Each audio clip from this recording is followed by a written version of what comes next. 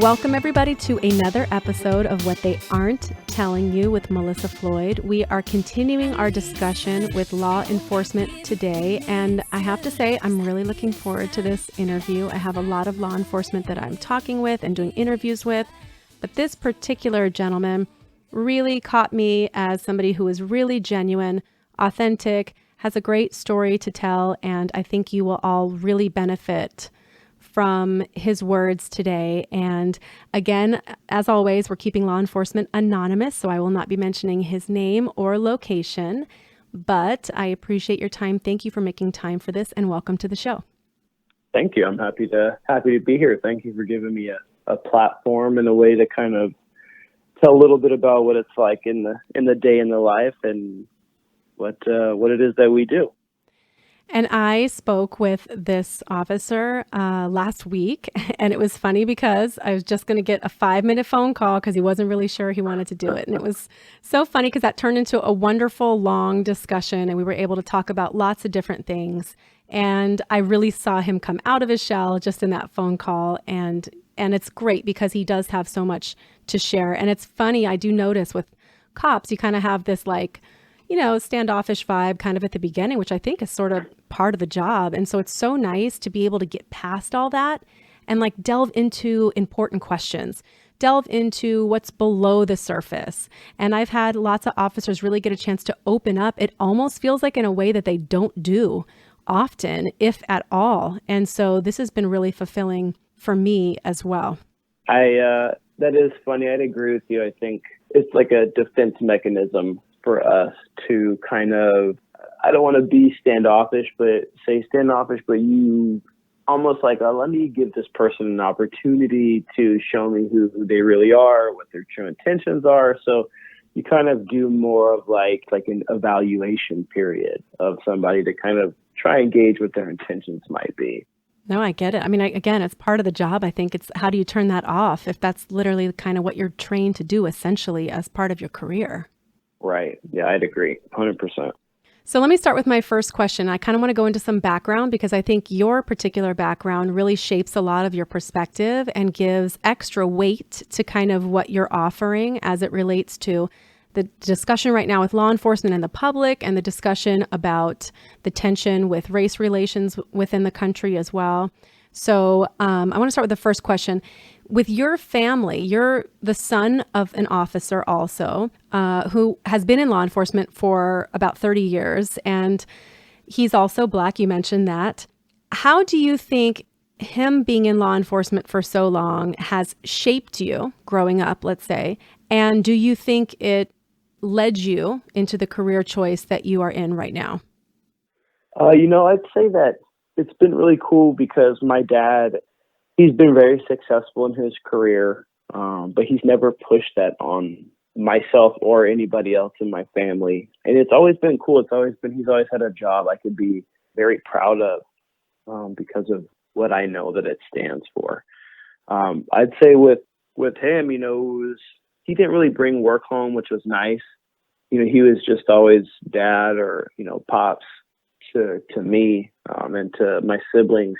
But just in his demeanor, in the way that we were raised, like a sense of duty to follow the rules, we were very heavy on, and still like that.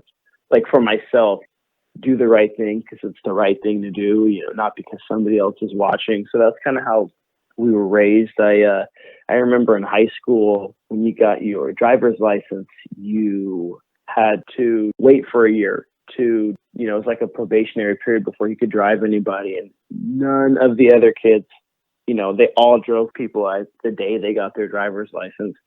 And not my family. My dad's like, nope, you're not driving anybody. The law states X, Y, and Z. And so it was just, He was regimented. Absolutely. And, I think too, another thing is I've obviously made my own sacrifices being in this job, but even growing up, my family, we all kind of sacrificed for the job because of, my dad missing. I remember him missing birthdays, school events, things that he couldn't be at because he was putting the community first or putting the public first and going to work and doing whatever it is that he needed to do.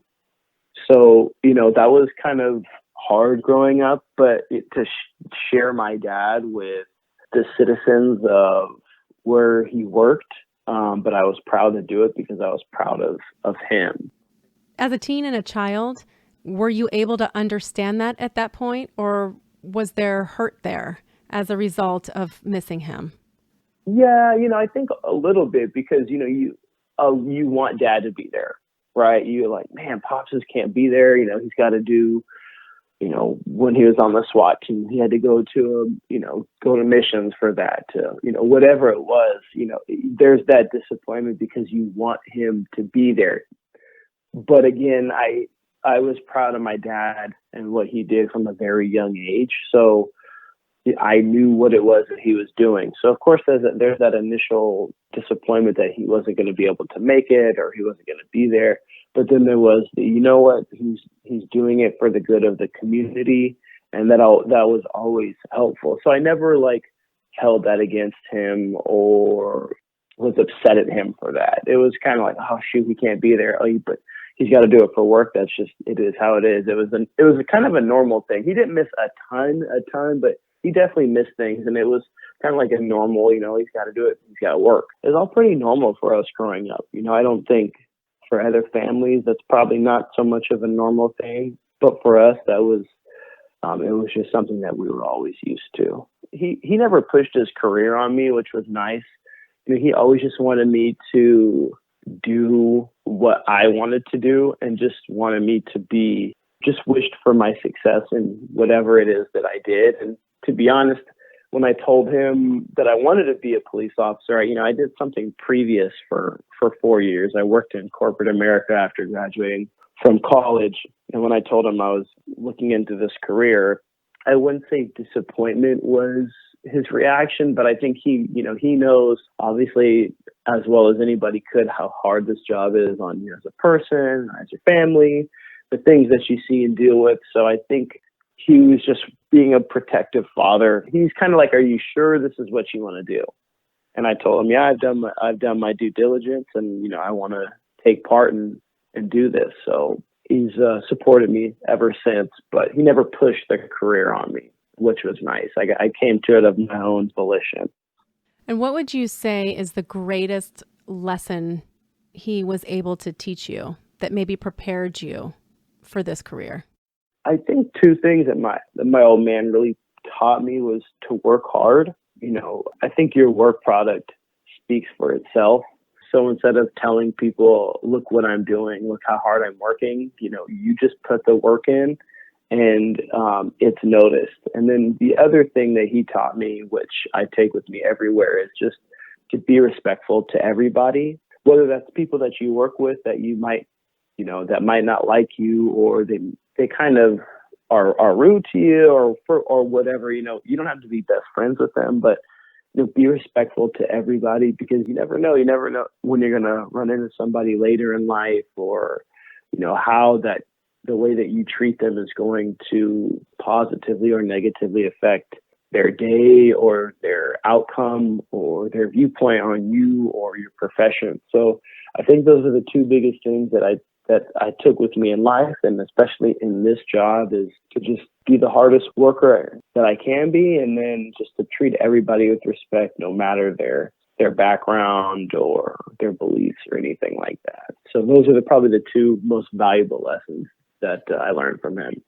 And moving ahead, because you're just talking about this, being biracial at this point in history is, especially in law enforcement, is a really unique position, I think, for you to be in, because on one hand, you're able to understand the struggles in a certain community and also understand the backlash to another community, while at the same time being in a profession which in itself is receiving a lot of negativity and hate and tension. And you're literally a combination of just all three things that are really in a place of turbulence right now. And your father, being a Black law enforcement officer who's been doing this for 3 decades, I know you said he's a really private person and not to delve in too much, but as a Black man, what was his experience like in law enforcement? Because clearly, even 3 decades ago, things were not to the place they are now as far as equality and diversity and anti-discrimination laws, et cetera. What was his experience like, and did he ever share any of that with you? Yeah, so, not to get too deep into where, because he and I don't work for the same place, but we both work here on the West Coast, which, I would say is probably pretty far ahead in terms of how policing is done. And I think that's just kind of how it's always been. The West Coast is pretty at the forefront in how we police, community policing, et cetera. So, I think that for my dad, working out here was, especially as being a black officer, was probably a good thing. I know he has told me, like you said, he's a pretty private person, but he's told me specifically of one instance that he had with when he was a patrol officer, where he was at, I believe it was some radio call, and there was a supervisor out there who made a racial statement about black people and did not know that my dad was around, and kind of ended up seeing my dad after he'd made the statement. My dad ended up addressing it with him later, which from just a patrol officer to somebody in the supervisor standpoint, that has its own difficulties and how you're addressing basically somebody who's your boss. But, that was one instance that he told me about. But I think for the most part, it's been pretty positive. Obviously it's gotten better, and he's got it from, I think, both aspects. He's got it from people in some negative, I think, interaction with people in the black community as well, kind of almost like what it is today. How could you do this? You're a traitor. You mean for just being a cop in general? Yeah, I think for being a black police officer, for being black and being a police officer, like how could you be a cop? Almost like you're a traitor. He hasn't gone into specifics of that with me, just kind of kept it very surface level, and like, this is how I deal or interact with people when they say things about me being a police officer. And what he tells them is, black people couldn't even do this job X amount of years ago. We weren't allowed to. And then when we could only police black communities. So we now have the same opportunities to do this job that we could not do not that long ago. And he tells them, do you only want to see a police department that looks like one person?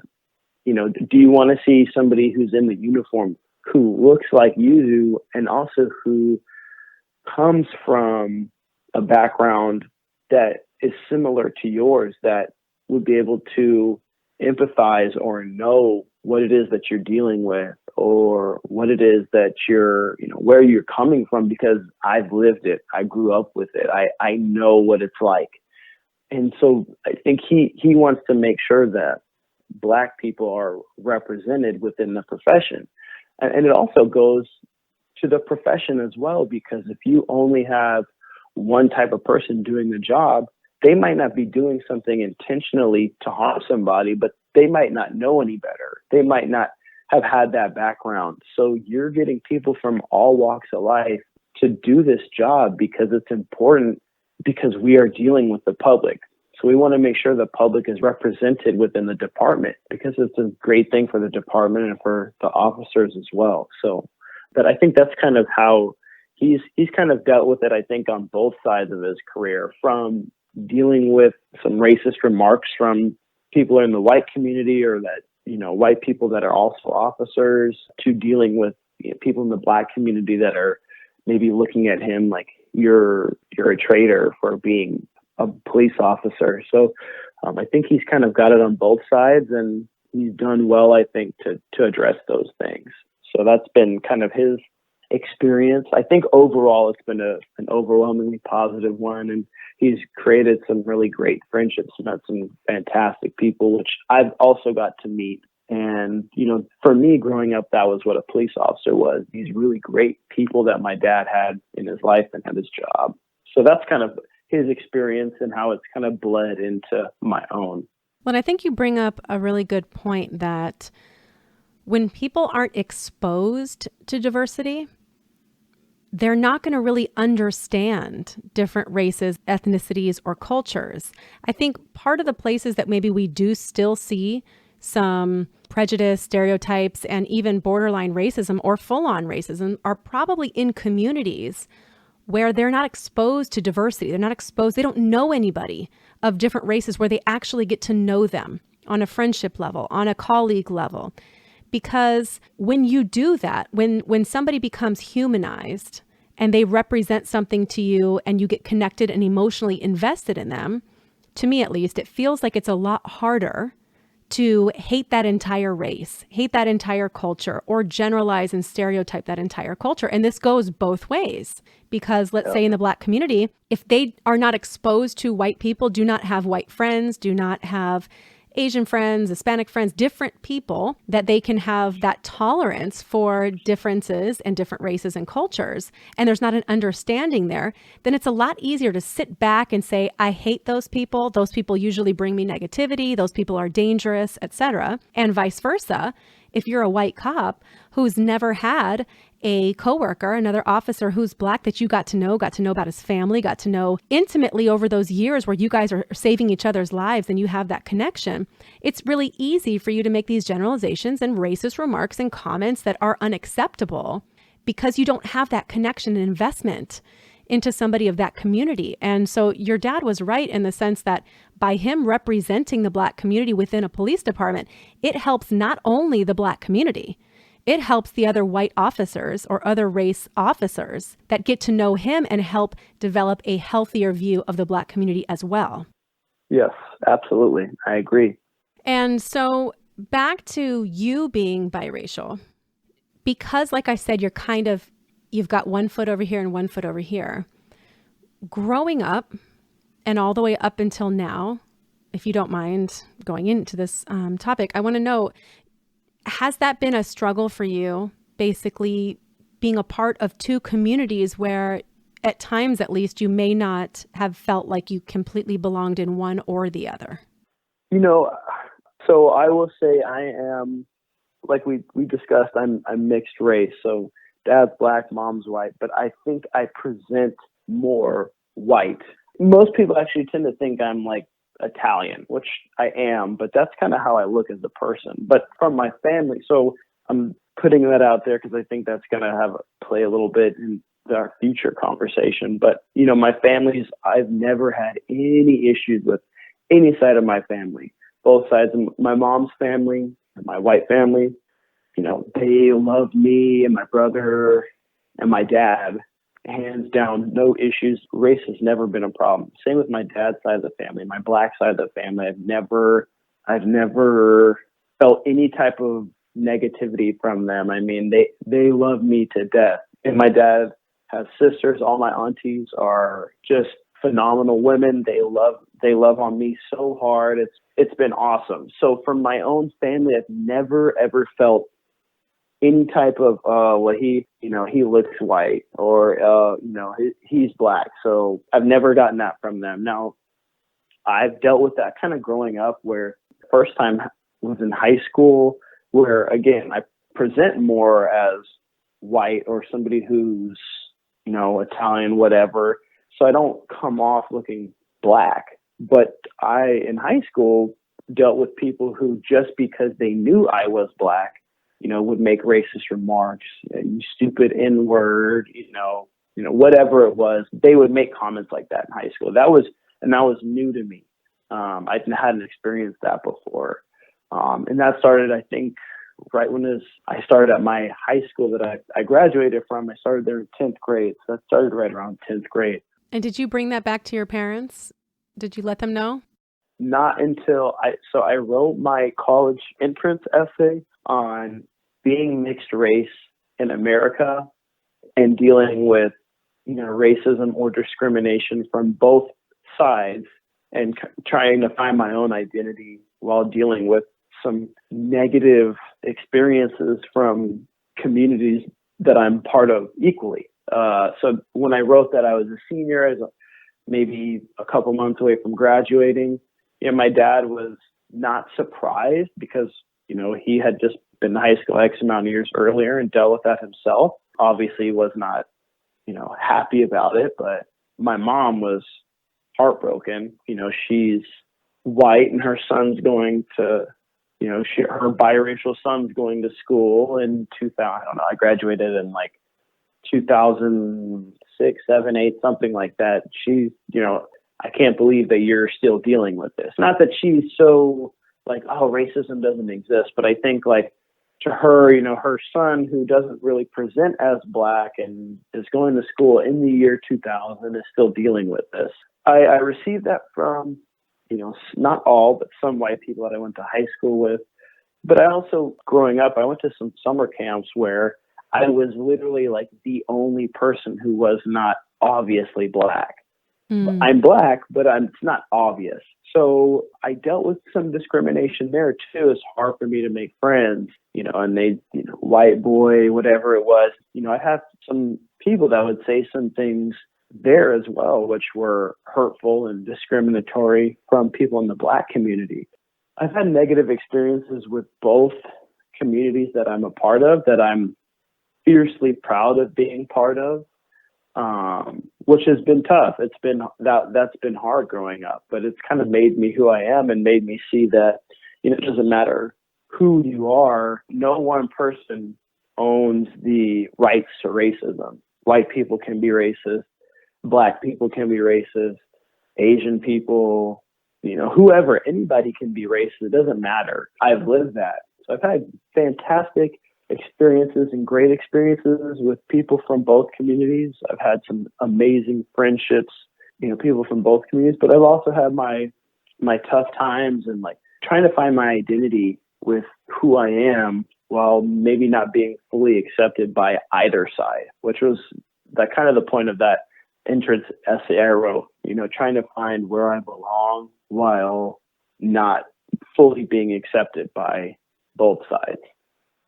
And while I think that difficulty from not really having a defined identity, because what I'm learning in a lot of these talks with either members of the Black community or others that we've been talking about this stuff with is, a sense of identity is so important. And as a teen, a lot of times you're basically falling into a category of what you think you need to be or who you think you need to act like to impress your peer group, whatever that peer group is. It could be a racial peer group. It could be a group into a certain hobby or something. We all want to fit in so badly that we tend to want to align with a group. And I was just talking about this last week. Sometimes there's this idea of what Black is supposed to look like.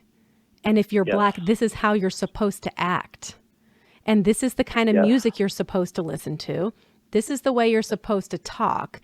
These are the kind of activities you're supposed to get involved with if you're really Black, right? And this is coming from the Black community itself. I think sometimes teens find themselves in this position where it's like there's almost this grand stereotype of just what Black looks like.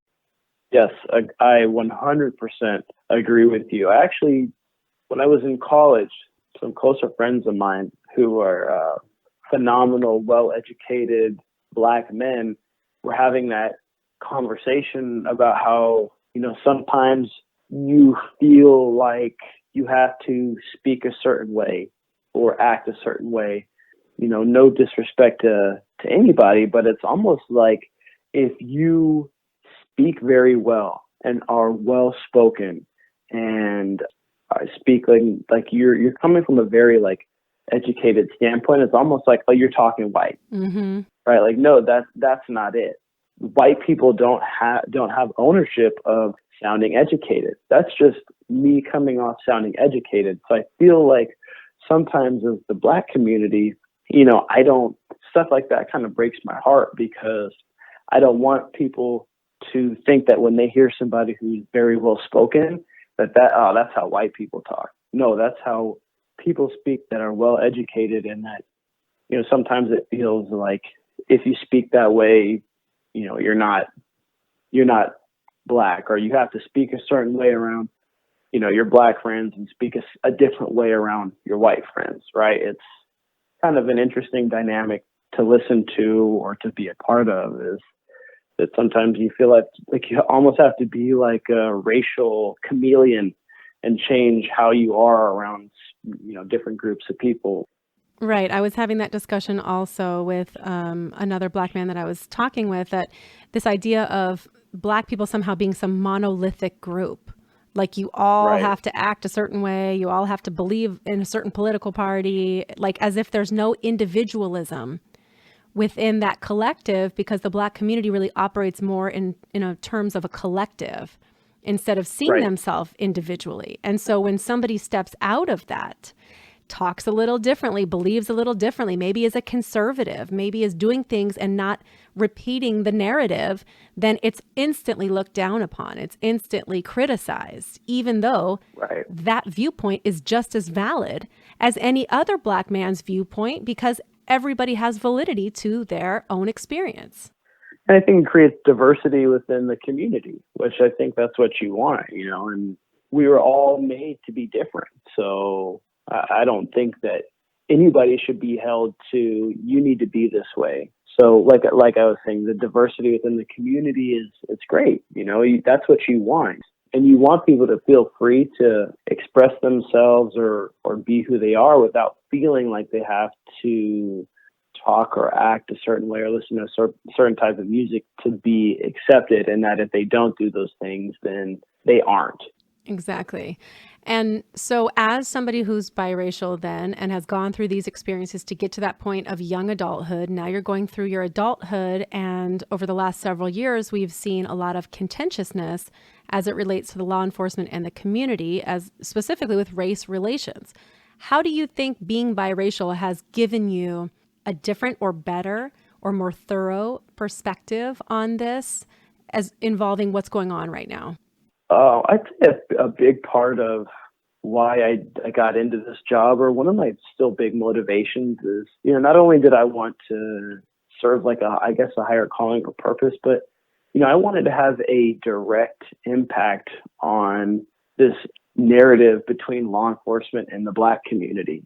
And that was kind of like a big goal of mine, and it still is. I think being biracial helps because I'm literally the product of two people who look completely different, overcoming what society says about Black people and white people. And, my parents have been married for over 30 years, and my brother and I are now the product of that. So I see that, coming from a biracial background, that what happens when two people from completely different backgrounds come together and love each other. And so it's something that I take with me when I deal with everybody. Mm-hmm. To look past how they appear, and kind of like Martin Luther King said, to judge them on the content of their character, which I think is very, very important. Another thing is, like I said, I wanted to have a direct impact on how law enforcement, our relationship with the Black community. So I will say this first and foremost: I treat everybody who I come in contact with respect. And I would like to say that I police 100% equally, which I do in terms of the enforcement side. But I would say that when I come into contact with somebody who is from the Black community, I know what the narrative is between them and law enforcement. And I will try to put in a little more effort or a little more care to try and create a dialogue with that person. Spend a little more time talking to them, asking them about themselves, about their families, what it is that they're doing, what it is that they hope to do to succeed, whatever it is, because I can't tell you how many times I've contacted somebody, especially from the Black community, and they said, you know what, you're one of the coolest officers I've ever talked to. And the only way I see that I can fight this narrative that's especially pushed by the media is one contact at a time, one conversation at a time, one person at a time. If I can change one person's outlook that, you know what, not all officers are bad. I met Officer so-and-so, he was cool. He treated me right. He treated me with respect. And I've done that with people even after I've arrested them, and treated them with dignity and respect, which I always do, because I'm not the judge. I'm not the jury. I tell people all the time, look, I'm not judging you. I'm just here. I've got to do my job, but I still treat them with respect. And I've had them tell me, even after I arrest them, you're one of the coolest officers I've ever met. For me, that's why I started. That's a big reason why I started. And that's a big motivation for me every day as well. So especially now, like you said, I've got a hand in everything. I'm white, I'm black, I'm a police officer. And those are all, I feel like all those things are kind of coming to a head right now.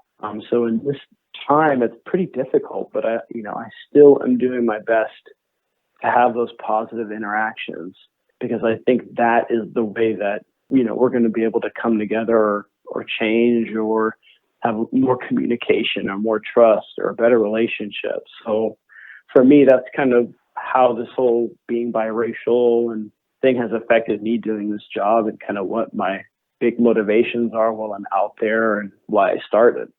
Well, and you bring up a really good point about changing the narrative by having one conversation at a time. Not to divert into topics here, but that's kind of why I got involved in the medical freedom debate, the informed consent debate, the vaccine debate, because I realized the media was presenting anybody who questioned vaccine safety as, quote, anti-vaxxers. And that became a really negative label. Every single article, every single news piece that you see really looks at people in the worst way. Like, it's acceptable to hate these people. It's acceptable to discriminate against them, to wish, ill will on them. I mean, some of the comments I've received have just been absolutely disgusting, from another human being who doesn't even know me. And Right. a lot of people think, how can I make change? How the government is not going to be able to be turned over on this. The legislature is clearly bought and paid by industry. So how do Right. I make a change? And a lot of what I've always advocated for and said is, you have to tell your story, and you have to have this one conversation at a time. Every person that you get a chance to speak with, this is what I do. Every time I'm anywhere, if I'm taking a trip somewhere, I'm in the Uber driver, the airplane, whatever, I open this conversation up with almost everybody, because I feel like that's a unique opportunity for them to leave that conversation feeling differently about who they think people who question vaccine safety are.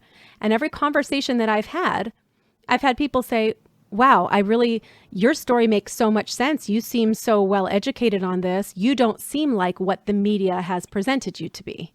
And I realize that's just one conversation, but that one conversation could go to their friend circle, their family circle, whoever. They no longer have a stereotype of who, quote, anti-vaxxers are. They understand these are parents of vaccine-injured children or at-risk children. They have a little more compassion and sympathy, and there's a little more understanding. And slowly but surely, this becomes a bridge for the public to really understand what we're fighting for. But that's not a message you'll get if you only view the media's presentation of who we are. Absolutely. The media, it's very dangerous, the fact that they do things like this, because it creates a system of hate. It creates an us versus them mentality. And they're 100% doing this with law enforcement and the Black community. So how do you think then the media has harmed this relationship, and what do you think's behind it? So I think in all this, the people that I've been the most upset with or become the most angry at is the mainstream media, because they live by this: if it bleeds, it leads. That's what they present. That's what they push. That's what's going to get the most clicks or the most site traffic or the most views, is these negative things, whether it be any group of people, the white community, the Black community, whether they're pushing a story that all white people are racist, or whether they're pushing a story that, all Black people are thugs, or whether they're pushing a story that all police officers are racist, right? They're focusing on the most negative aspects of every group of people, because that is what they know sells. And they're doing a disservice to every community: the white community, the Black community, police officers, vaccine injured children. They're creating this division within our society. And I think they should be held to some type of standard, but it's almost like I'm held to a standard, and there's policies and procedures that I need to follow, which there should be in law enforcement. And I think, with the media, I don't really know if there might be that with them, but if it is, I'd be shocked, because it's almost like they can push a headline that's so negative and doesn't tell half the story of what actually happened, or they can omit a giant part of a story which has a giant outcome on why things played out the way they did, and that makes people angry as well. So And what do you think? What do you media, think's behind all this? Because there's a reason they're doing it. So outside of just ad revenue, clicks, do you think there's a benefit here for whoever is, I should say, controlling the media to make sure that there is that level of division? Will that somehow help them push certain policies forward that wouldn't happen without that division? I would say so, whether that be gun control, police reform, pushing for more vaccines. I think there's always like a reason that they're doing it. I think there's probably always an angle that they're pushing, or some legislation that they're trying to have an effect on. So me personally, I don't watch the news.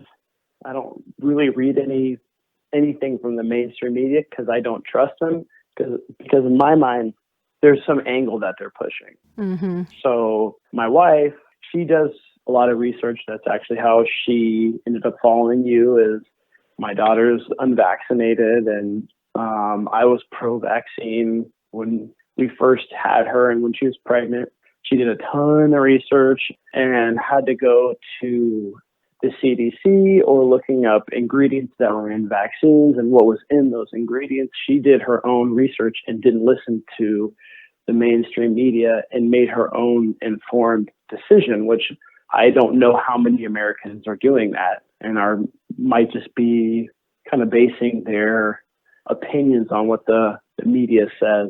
But I don't trust them, so I don't let them have any say on what it is that I believe, because I feel like they're trying to push me into a certain belief. It's clear the media is definitely trying to shape American beliefs on certain issues, on every issue. And it's so obvious the way they want you to feel about it. Like whatever the topic is. They try to push this image of a person that when you think of somebody who doesn't vaccinate their children, this is what that person looks like. And now you start to generalize that, okay, well then that whole community must look like that. And it's so disappointing because once they give the information, so let's say the article is about a measles outbreak, they don't just give the information. They give the information with a completely biased tone, again, about how you should feel about the subject, who is to blame for this, and what you should do about it. And a lot of times the what you should do about it part is it's okay to hate these people. It's okay to be disrespectful to these people because look what they're doing to us. They're putting you at risk. They're putting you at danger. Right. Now, this is coming back because of these people. When, of course, evidence doesn't really back that up. But it's, I took journalism earlier on in school and was really fascinated with it. I'm really concerned with the level of opinion and tone that gets added to information. So you're just supposed to be providing the facts, right? It's supposed to be objective. It's supposed to be facts, but it's no longer like that at all, like nowhere close. There is an absolutely crafted argument every time something is on the news. And again, it's shaping the way Americans believe about things. And it leads to a lack of real education on a lot of issues. And one of those issues, which you and I talked about, have to do with officers defending themselves and this idea of use of force and what's acceptable. And when we spoke the other day, you said it's almost as if the public feels that any use of force is too much force. Can you explain that? Yes. Yeah, it's interesting because some people, and there's always extremes to everything. So the extreme side of people don't think that we should be able to use force at all to protect ourselves. So once all this stuff started happening, starting with George Floyd, I deleted my Instagram, my Facebook, because I didn't want to feel like the most hated person in America. My wife, on the other hand, again, she likes to be informed. So she's probably on it more to try and stay up to date. And whereas I really don't engage with people, she'll have conversations with them and, has talked with people, and they more on the extreme side, and they will say that they don't feel like we should be able to defend ourselves as police officers. So that's kind of crazy to me that there's people out there that think that no matter what, we shouldn't be able to defend ourselves. And it's kind of one of those, I heard somebody say it once, where, people want the job to be done, but they don't want to see how it gets done. A lot of times the job is very gritty, and sometimes it requires us to get dirty, right? To use force in order to resolve a situation. Now, if we can resolve a situation without force, that's always the number one goal. And the number two goal is, if we do use force, to use the lowest amount in order to resolve the situation. But it's like, I've had plenty of people say that force never looks pretty. It doesn't. Even if you're just rolling around on the ground wrestling with somebody, you might not be punching them, hitting them, kicking them, you're not tasing them, but you're wrestling around on the ground with somebody. That still doesn't look good to people. But sometimes that's what it takes. And we have to do that and able to sometimes to resolve a situation. And sometimes the force that we use is to keep the situation from escalating, so that we have to use even greater force. So it's almost like some people to the extreme don't think that we should be able to defend ourselves, or that any use of force, like I told you when we talked last week, is too much, or any use of force is excessive. But they have no knowledge of the situation. There's all these people that have these opinions on how we should do our jobs, but they've never done the job, or they've never been in a situation with somebody who's, having a mental breakdown and is fighting with you, and how hard that is, and how sometimes scary that can be. All these people are kind of saying like this, defund the police and give more money to social workers or mental health care workers. And I don't disagree that if we have more funding, yes, those people should receive as much funding as they can receive. But those people are not equipped to deal with somebody who is having a mental breakdown, who is having a physical outburst. That's what we are there for. And sometimes, unfortunately, those situations require us to go what we call hands-on. And we do it in the lowest amount of force that we can use, but it's required sometimes. Somebody who's high on drugs, they're high on meth, they're high on PCP, right? Like, that requires us to use force sometimes to get that person in the handcuffs or to get them into custody. And that could be for their own well-being, so they don't hurt themselves, or so that we don't have to use more force later on. It's really eye-opening when you're in the job, or when you're in these dynamic situations where you go from 0 to 100 really quick, and you have to act and bring that situation to a resolution. Again, I think the biggest thing is people want the job to be done, but they don't always want to see how it's done or what it takes to get the job done. And so when you see these highly publicized incidences that, are all over the media, that have to do with excessive force or too much force, and there's instantly the racial stigma put on if the suspect is black and the cop is white. Do you feel in these situations with excessive force that the majority of these are racially motivated? I can say that in my own experience doing this job, that I've only ever met one person who is a police officer who I thought, okay, I think that guy or girl is racist. I've never been in a situation where they're like, hey, let's give this guy a beating because he's X color. I can say that in my own opinion that, a lot of these, I don't believe they would be racially motivated, but that's not to say that some of them are not. Is it risky, though, when the media already jumps to that conclusion initially without even having evidence? Absolutely, because, again, that's creating that, well, all police officers are racist. Or the famous, black man beaten by police, right? Like, they're automatically setting the tone for the rest of the article, even just based on the headline: unarmed, add color, man, XYZ by police. Now, does that mean that he was unarmed, but was he fighting with them? It's almost like he was unarmed, he was just standing there, and they jumped on him. Right. And they started beating him up. Like, that's kind of the tone that they're putting out. Now, that's not to say that there's people in this job that shouldn't be in it. And I've Mm-hmm. come across one of them, like I said, who absolutely met that criteria. I was just going to ask you about that story, actually. You said you've come across good cops, you've come across positive police experiences and a few negative ones, and one particular experience where you felt you were on the receiving end of some racist remarks with a supervisor that you worked for. Can you tell the listeners about that story? I worked for a supervisor. He was a white guy, and we had some incidents early on when I started working for him where he did not like, he told me to do something. I didn't know that it was the correct thing to do. So I kind of went to some other officers, asked for their opinions. They all said, yeah, you know what, you're right. So I approached him about it very respectfully and said, kind of like a teachable moment type thing. And from that point on, he took it as me challenging him. So hostile work environment for sure.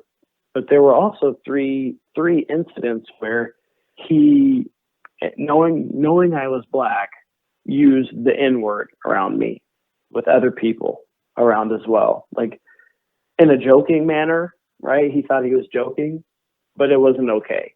Especially, it's never, ever, ever okay. I But agree. especially in our profession where, and this was 2 years ago, where things were already, the relationship between police and the black community was not good. It's never, ever okay to do that, but especially right now, especially when you are white and you are saying these racist things about the black community, and there's already trust issues between our two groups of people. And so I kind of was putting up with this. I was new in my career. I didn't know how I should handle it. I didn't know if am I being soft? Should I say something? I had a few veteran officers come to me and say, hey, dude, that's not acceptable. He was well liked at the department because not everybody had seen that side of him. Mm-hmm. So that was kind of what I was afraid of is, what's going to happen if I come forward? Well, my dad being, higher up in a position in law enforcement. So, being like an administrative position, being a police officer for 30 years and being black and having dealt with his own racist situations on the job, I was really embarrassed to tell him that I worked for somebody like this, but I wanted his opinion. And I'll never forget, I started crying my eyes out when I was telling him because it was just so hurtful and I didn't know what to do and I felt stuck.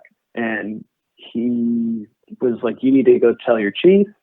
So I told my chief and they ended up doing an investigation. And I think the other thing I was afraid of is I don't know if people will come forward and be honest, right? Because there's a couple of times where he said it around multiple people Mm-hmm. and I didn't know if they would not back me, right? Because I wasn't like picking sides, but I didn't know if they'd be truthful. Well, because they're worried about their Um, careers too.